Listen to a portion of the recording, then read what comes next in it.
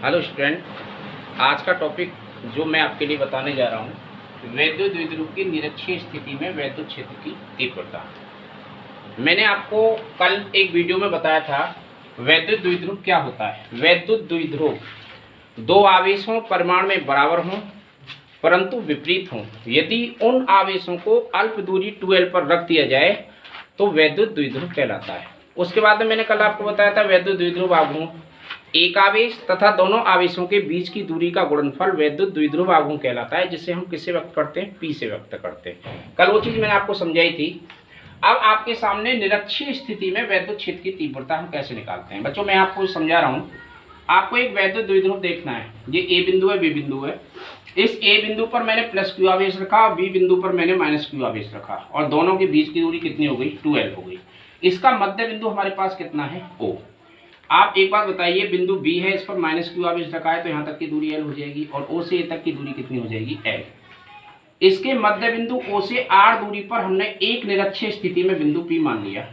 अब इस बिंदु पर हमें क्या निकालना है? इसका वैद्युत क्षेत्र की तीव्रता ज्ञात करनी है। बच्चों इसके बाद में हमें क्या देखना है कि इस आवेश से बिंदु P तक की दूरी कितनी आएगी और इस आवेश से बिंदु P तक की दूरी कितनी आएगी।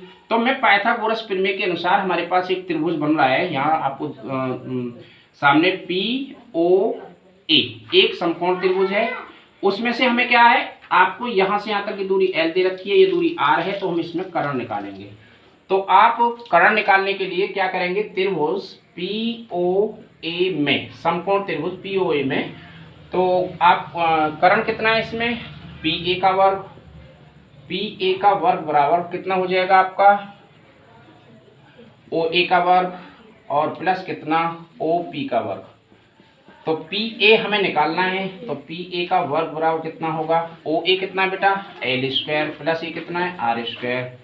तो PA स्क्वायर, PA का वैल्यू जो आएगा रूट में कितना हो जाएगा? l स्क्वायर प्लस कितना? r square. बच्चों जितनी दूरी आपकी प्लस क्यू आवेश से बिंदु P तक की, इतनी दूरी आपकी माइनस क्यू आवेश से P बिंदु तक होगी। तो दोनों दूरी आपके सामने मैंने रख रखी है। इसके बाद आपको इसमें कुछ थ्योरी लिखनी होती है।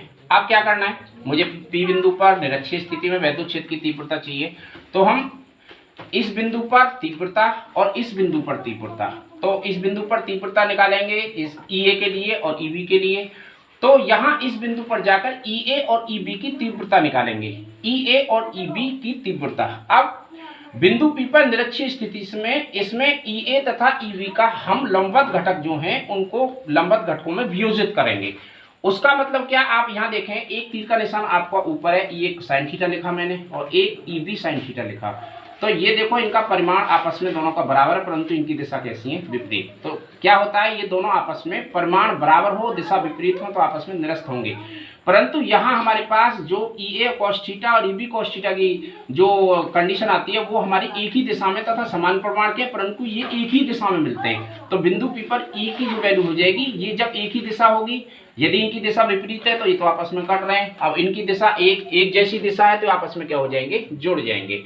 तब हम प्लस क्यू आवेश के कारण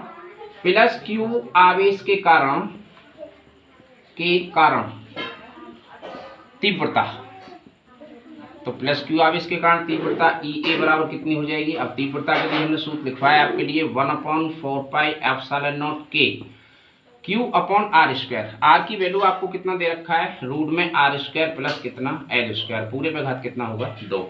तो आप लिखेंगे EA बराबर 1/4πε0 K और Q अपॉन, यहाँ रूट से स्क्वायर खत्म हो जाएगा तो r स्क्वायर प्लस कितना बचेगा? l square.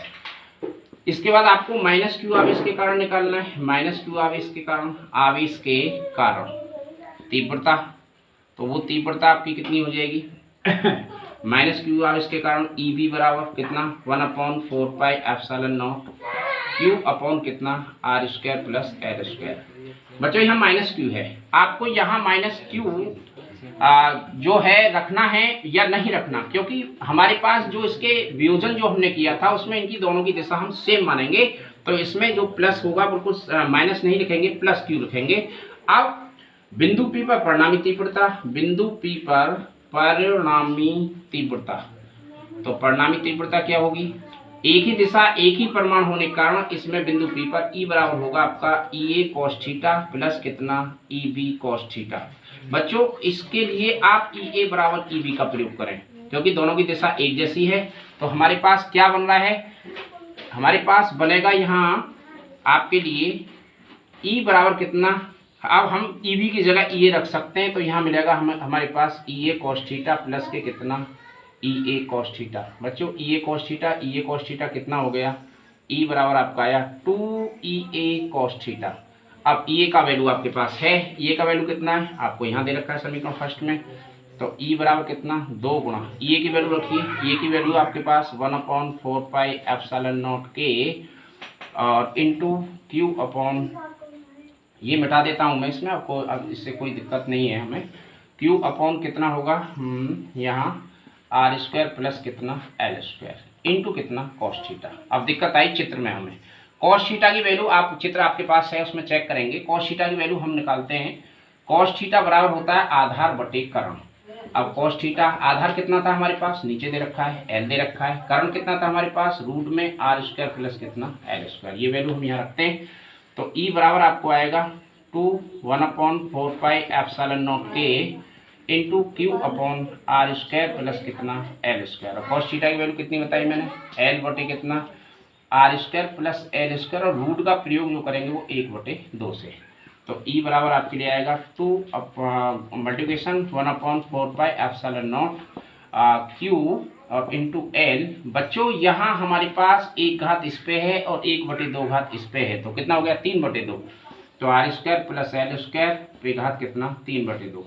बच्चों मैंने एक बात बताई थी कल आपके लिए, वो क्या थी कि ये दूरी बहुत बड़ी दूरी है, ये बहुत सूक्ष्म दूरी है, तो इसलिए हमारे पास r ग्रेटर देन एल तो है, पर R square greater than L square बहुत ज़्यादा बड़ा होगा, तो ये तो बहुत छोटा हो जाएगा इसकी अपेक्षा, तो हम स्क्वायर एल स्क्वायर को हम क्या कर देंगे छोड़ देंगे।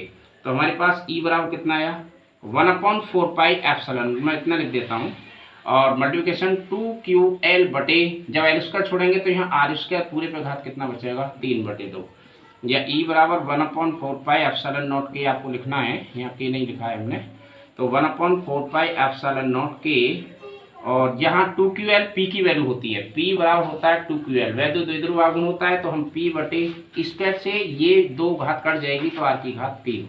ये आपके लिए वैद्युत द्विध्रुव की निरक्षीय स्थिति में वैद्युत क्षेत्र की तीव्रता ई बराबर 1/4 pi epsilon not P upon R पे घात 3। बच्चों जो भी चीज़ आपकी समझ ना आई हो, मैं दोबारा रिपीट करता हूँ, प्लस क्यू आविष्करण वैद्युत क्षेत्र की तीव्रता बिंदु ए पर इतनी हो जाएगी, बी पर इतनी हो जाएगी, इसका बिंदु पी पर परिणामी तीव्रता E A cos theta plus E B cos theta, क्योंकि दोनों की दिशा समान है और परिमाण भी बराबर है, ई ए बराबर ई बी हो जाएगा। ई बी के स्थान पर मैंने यहाँ ई बी के स्थान पर ई ए रख दिया, तो 2 ई ए कॉस थीटा की वैल्यू कॉस थीटा बराबर आधार बटे कर्ण होती है, आधार जो मैंने आपको चित्र बना रखा है उसमें एल होती है, root R square plus L square, उसकी वैल्यू मैंने यहाँ रखा। और इसके बाद में जो इसमें पॉइंट आता है, ज़्यादातर बच्चे जो फंसते हैं वो यहाँ पर 1/2 और 1 घात होती है, तो 2 एकम 2 और 1 3/2 हो जाती है। इसके बाद में दूरी का आपको इसमें रिलेशनशिप बताया, ये चीज़ होती है, तो एल स्क्वायर इसमें छोड़ने पर, जब एल स्क्वायर छोड़ देंगे तो आर स्क्वायर पूरे पर घात 3/2 से 2 कटेगा, ये आपके लिए न्यूटन प्रति क्या हो जाएगा कूलम, क्योंकि ई बराबर एफ अपॉन क्यू नॉट होता है, एफ अपॉन क्यू नॉट होता है, जो कि बल का मात्रक न्यूटन हो गया, आवेश का मात्रक कूलम हो गया। बच्चों यदि मेरी वीडियो पसंद आई हो तो इसे लाइक करें, सब्सक्राइब करें, थैंक यू।